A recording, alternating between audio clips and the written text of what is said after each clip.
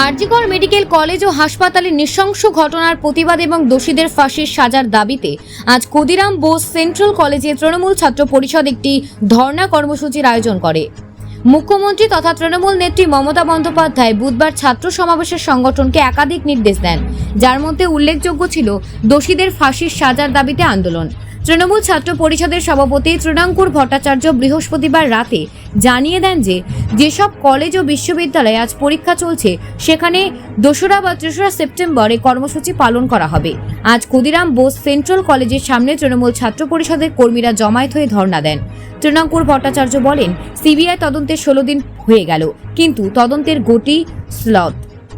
Kolkata police ঘটনাটি প্রধান অপরাধীকে ধরেছিল এবং তদন্ত এগোচ্ছিল, কিন্তু এখন সিবিআই তদন্তের গতি কমেছে। ছাত্র সমাজের নামে কিছু গুন্ডা নবান্ন অভিযানে অংশ নিচ্ছেন, কেন তারা সিজিও কমপ্লেক্সে অভিযান করছেন না? তৃণমূল ছাত্র পরিষদ দাবি করেছেন সিবিআইকে আরও তৎপরতার সঙ্গে কাজ করতে হবে এবং দোষীদের দ্রুত শাস্তির মুখোমুখি করতে হবে। আন্দোলনে অংশগ্রহণকারীরা স্লোগান তুলে এবং প্ল্যাকার্ড প্রদর্শন করে তাদের দাবি জানাচ্ছেন যাতে দ্রুত এবং সঠিক বিচার নিশ্চিত হয়। Bureau report, news prime Times.